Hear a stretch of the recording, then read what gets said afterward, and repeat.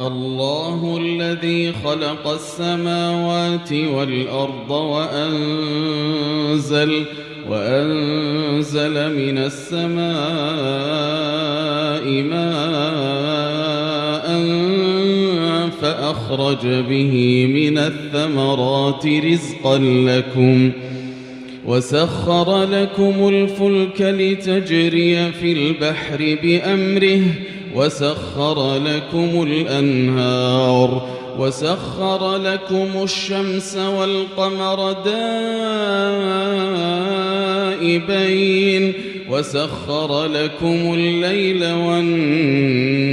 والنهار وآتاكم من